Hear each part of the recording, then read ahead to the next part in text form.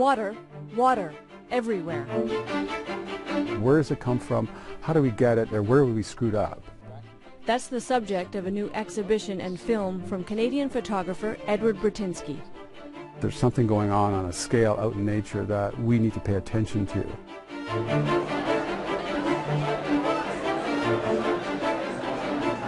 Burtynsky is a landscape photographer, but not in the typical sense.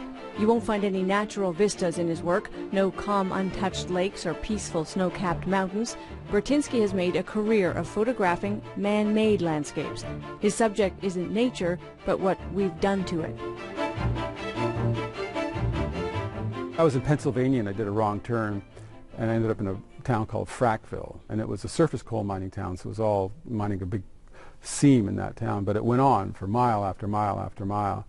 And there was a certain point I got out of the car and started looking around, and I was standing on a hill that was man-made and realized that every direction I looked, 360, was a totally transformed man-made landscape.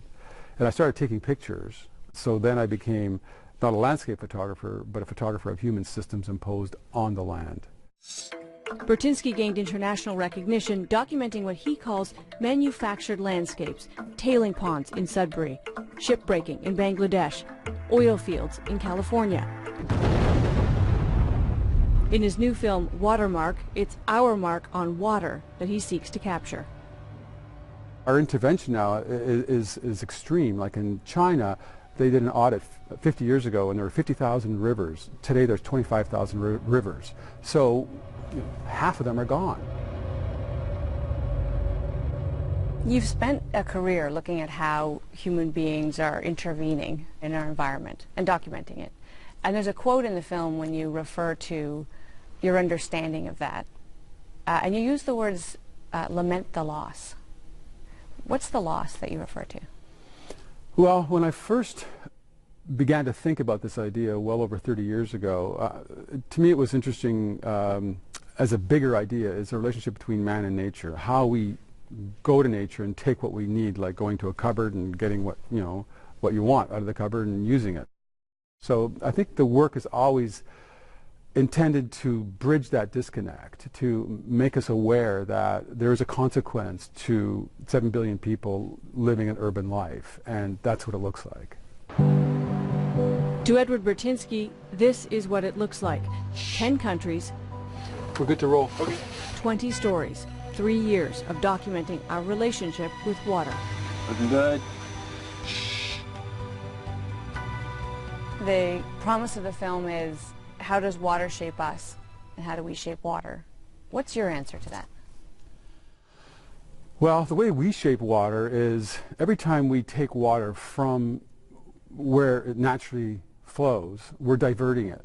So there's a winner. Whoever gets that water is the winner, and somewhere downstream is the loser. So, like in the Colorado Delta, we did some work there, and this older woman remembers being a child and fishing there, and where it was this 1,000 square mile brackish beautiful delta, and the Colorado River stopped 40 years ago, so there hasn't been a drop of water from the Colorado hitting that delta. It's now a vast desert.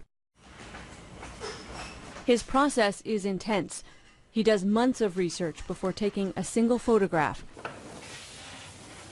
Oh, this one's still, eh? It's still feeling really pink. Yeah. I don't know, it looks kind of like candy floss or something. After he presses that button, he goes through multiple drafts of his work, looking for light, color, and exposure, ensuring he has each part perfect. I think that looks pretty good in there. So this would be an amazing, 3 to 4 o'clock shot. Yeah, that would put like his work photographing the Kumbh Mela festival in India. Sun right there. I was really emotionally taken by going to India and the Kumbh Mela festival, to be in a place where the whole population of Canada pretty much is there on the same day for the most holy bathing day that happens once every 12 years. And for me to make those pictures, it was extraordinarily hard. I was there 3 years earlier to get a feel for the festival when there was only 10 million people there in a different location. To be in the presence of 30 million people releasing on that level was hard not to feel it yourself, that there's something like profound in being in the presence of that experience. An artist like you, we know, must think about composition and light and balance and the elements in the photograph. You also know a lot about the subject. You tend to know how much gravel the quarry is producing or why the tires are there. Why is that important? Well, one of the ways in which I go from an idea to a specific place is a very tricky route. But one of the kind of pointers I use to get me there is what is the largest example, human example of that activity? So if it's an iron ore mine, what are the biggest iron ore mines in the world? That's where I start.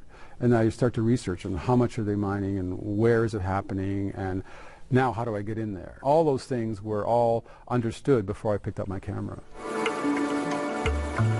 Burtynsky knows what he's shooting. He knows the impact on nature of the man-made landscapes he sees through his lens. But in its final form, none of that information is explicitly present. It exists only as a print on a wall or in a book, or a scene in a film. Even the names of his prints are simple. Highway number 1, nickel tailings number 30, mines number 13. Would you consider yourself an activist? Not in the traditional sense of the word. Maybe subliminal activist. I feel that if I just became an activist and said, you know, this is right and this is wrong, it's a kind of simplistic argument to say that mine over there, you know, that's taking iron ore or copper out of the ground, you know, cease and desist. What we're trying to do is let the imagery, let the visuals carry the weight of the story, to give you just enough information to understand what you're looking at, but not to tell you how to think about what you're looking at. There could be a way to document the oil industry, big manufacturing, industrial mining, in a way that's horrifying, that would shock and horrify people. You document it in a way that's beautiful. People want to hang it on their wall. Why is that? Well, to me, it's if you make something that you want to avert your eyes away from, then you don't bring it into your life. And so for me as an artist, I'm interested in communicating with my audience. And I feel that aesthetics is one of the most enduring kind of characteristics of humans. We move towards them. You know, when we go out and buy clothes, we buy something that we feel looks great. We buy a house, we're not buying one that's ugly. We're buying one that we feel is the one that you want to live in, the one that does something for you. So everything, you know, that we do is defined by wanting to be in the presence of things that visually and emotionally appeal to you. But just behind that aesthetic lies the story, and every image is about that lament. And there's the dilemma. There's a risk to Burtynsky's method. Can he trust his viewers to know what they're looking at in a way that matters to him, to see the lament, to see what he sees? How do you feel about the knowledge that some people will buy a piece of your art and hang it on their wall because it's pretty to them, because they like to look at it, and it doesn't mean anything more than that to them? Well, I mean, I would hope that the person could go further, and there's a danger, I mean, of that happening, and you know, it's very difficult to control, you know, that just a sheer enjoyment of it, just pleasure, without any kind of consciousness about what the work is about. It's a question of whether the person that's looking at it is going to take the time to understand it. What I look for when I'm shooting with the camera is, at what point does the thing I'm looking at no longer appear banal, where all of a sudden the image has all the proper characteristics to make you want to stand in front of it and look at it. Every subject I'm photographing isn't becoming less relevant, it's becoming more relevant. With water, we thought, you know, it's ambitious, but we thought, is it possible to have it when you turn the tap on the next time, there's a deeper respect for that stuff that's coming out of your tap? Water is a right to life. I mean, without it, we die.